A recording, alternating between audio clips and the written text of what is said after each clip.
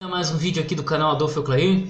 Estou aqui tentando ajudar você mais alguma coisa. Mas olha que legal, conversando com um amigo meu, Márcio Reis, ele fez alguns comentários, tanto no canal da Liga Apologética, quanto no canal, aqui no meu canal, sobre algum... A gente está discutindo umas coisas. E ele fala, olha, nós temos cópias das cópias das cópias, então nós não podemos validar o Novo Testamento, né? Assim, poder validar o próprio Novo Testamento em si. E na hora me veio uma resposta que, cara... Tipo, me veio umas palavras que foi de Deus. Não que o Márcio não creia na Bíblia, tá? Ele crê na Bíblia. Mas existe sim esse questionamento. O que é que valida o texto grego do Novo Testamento? E vai parecer contraditório o que eu vou dizer. Mas o que valida são as variantes textuais que ele tem. Por quê? Nós podemos ter plena certeza de que ele foi escrito em grego pelas variantes que ele traz. O estilo de variante que ele traz, estou pegando aqui o Novo Testamento como grego, como referência grega, porque você tem apenas uma redação para o Novo Testamento em grego. Todo ele, desde Mateus até o Apocalipse, ele só tem apenas uma redação. O que você tem são variantes de cópia. Isso eu já expliquei no meu canal. Tá? O que é uma variante de cópia? Você tem uma troca de ômicron por ômega, você tem uma troca de eta por epsilon, você tem você tem a troca de palavras com som parecidos, por exemplo, entolas por estolas, entendeu? Você tem o hotheos, né? Você tem hotheos, que é o Deus, né? E você tem hos, que é aquele que. Então você tem theos, simplificado, que é um teta e um sigma, e você tem o Hos, que é um teta meio apagado, que se torna um ômega entendido. Então aquele que se torna o Deus que. Então veja que as variantes que você tem, elas demonstram talvez uma certa dificuldade na hora de transmitir o texto, coisa que é natural em textos escritos. Você tem uma omissão, uma troca de ordem, você tem um texto escrito pela cabeça, tipo assim, memorizado. Tem pessoa que lê, eu tenho um aluno que é interessante, ele não lê a palavra que ele está lendo, ele olha para a primeira letra e para a última e ele já diz a palavra que vem na memória dele.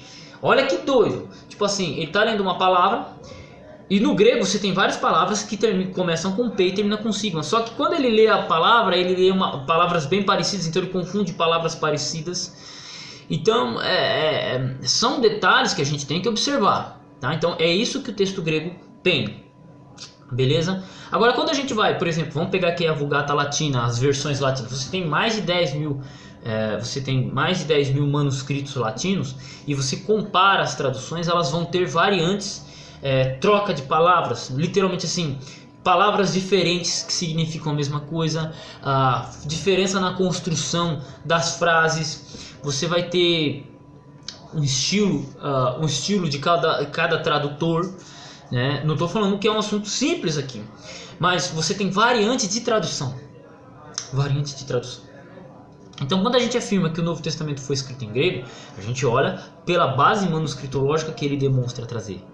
Você pega a versão latina, você pega a versão siríaca, você pega a versão armênia, você pega a versão copta, você tem variantes de tradução. Você não tem variantes de cópia. Entende?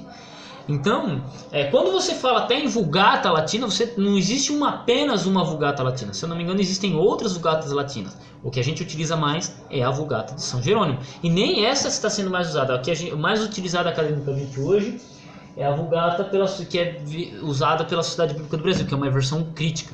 Ela é uma Vulgata reconstruída com base crítica, com comparação de manuscrito latino. E por aí vai. Então você tem esta abordagem, ok? Então o que acontece? Quando a gente tem um texto, um manuscrito, você tem um texto, alguma coisa, você analisa as cópias sobreviventes. E aí onde que entra no assunto que eu estou tentando enfatizar? Então vocês percebem que as próprias variantes do texto grego que o Novo Testamento possui, elas validam o seu texto em si. Elas mesmas, a própria existência de variante textual, elas validam a autenticidade do texto, validam a língua em que ele foi escrito, validam quais palavras foram escritas ou não. E outra, nós temos pelo menos duas escolas de interpretação na reconstrução textual. Nós temos a escola eclética moderada, que a maior parte dos críticos textuais que seguem, né, tal como Wilson Paroski, Daniel B. Wallace, grandes figuras aí, né, que seguem por essa linha, tá? Você tem Bruce Metzger e por aí vai, você tem esses caras aí. Também temos a linha de reconstrução majoritária, com os Anderson Rodrigues, Robson Pierpont, Arthur Frastard, o próprio Burke Kerrigan. Hoje o Burke Kerrigan não segue a linha majoritária, ele segue a teoria que ele desenvolveu, né, que é a família 35, então é uma coisa bem recente. Você não tem muita coisa escrita sobre o assunto, você não tem muita coisa comentada sobre o assunto. Então é muita coisa que nós vamos trabalhar. Até estava com um amigo meu, o Mota, estava falando, eu estou pensando em fazer um estudo sobre esse assunto, né, de escrever uma dissertação sobre esse assunto.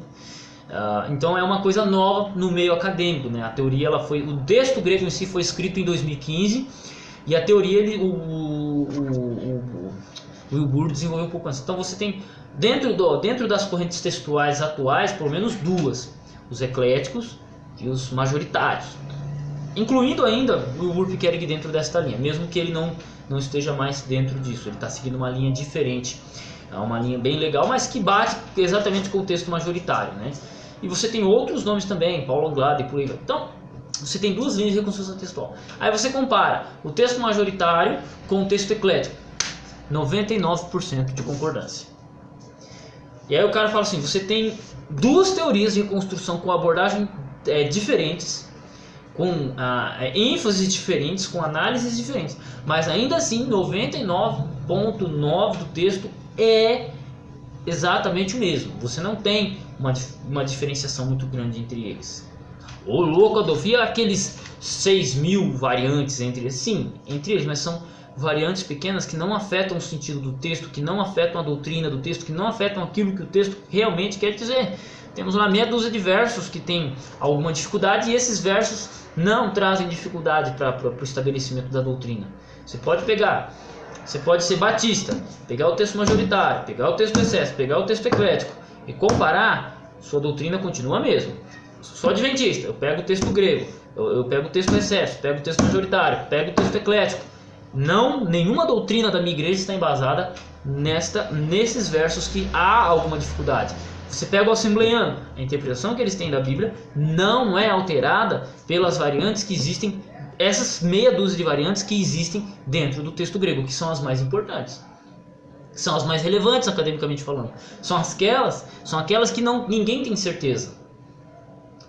Tá entendendo? Então a gente tem que ter um pouco de sensatez, porque eu particularmente gosto de tentar ter o máximo de sensatez ao analisar o texto eclético, ao analisar o texto majoritário. Não estou sendo neutro, eu tenho meu posicionamento que é majoritário, não estou negando aqui para vocês, mas a gente tem que ter a sensatez de analisar e ver isso.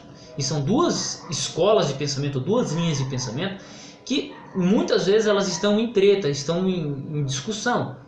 E elas analisam de forma diferente, mas elas estabelecem o texto exatamente igual. Então como é que a gente não vai ter certeza do texto? Mano, então assim, quando um cara fala alguma coisa, é só mimimi. É só mimimi, porque você pode pegar o texto eclético, você pode pegar o texto majoritário, compará-los e ver. Reconstruído. Mas eu não quero seguir texto grego estabelecido por ninguém. Então você pega o manuscrito grego lá, você pode pegar o Sinaítico, você pode pegar o Vaticano com os erros que eles têm, você pode pegar um texto bizantino com os erros que ele tem, e a sua doutrina será a mesma. A nossa treta interpretativa já é interpretação. A treta que se tem entre as igrejas não é sobre o texto grego, mas é a interpretação que você tem do texto. Aí você tem as diferenças de interpretação, mas o estabelecimento do texto é o mesmo. Entende? Então como não ter fé ou como não ter certeza acerca disso? Márcio Reis, muito obrigado pela conversa de alto nível que você me chamou no zap. Ele é companheiro de faculdade, tá tendo? Já falei pra ele, logo tá virando comunista, rapaz. Já tô até usando touquinha vermelha aqui, tá? Então, estou aqui para ajudar a edificar e fortalecer vocês. E eu digo pra você, eu estudei crítica textual, eu estudei um pouco de ecletismo, não sou um especialista em ecletismo, mas estudei a partir do ponto de vista eclético, que era o que eu sabia, o conhecimento disponível aí. Passei a discordar, sigo a linha majoritária, E adivinha? Eu tenho plena certeza do texto que nós temos em mão. Você é cletão aí, você é do Zé Cletão. Você estuda e você continua tendo certeza do seu texto grego, do texto que nós utilizamos na igreja. Ó, tamo junto, cara. Nós não somos inimigos. Saiba que só seguimos por caminhos diferentes que convergem no mesmo ponto. Na Bible, na palavra de Deus, duas vias que convergem no mesmo ponto, na palavra de Deus. Vamos tretar por aqui, vamos tretar ali? Isso é natural, essa discussão acadêmica ela tem que ocorrer e ela tem que haver. Não podemos negar isso. Mas elas convergem para o texto bíblico, elas convergem para a palavra de Deus da mesma maneira. Então, seguimos nossa vida de mãos dadas. Eu vou para o céu e já não demora. Me espera, logo vai terminar.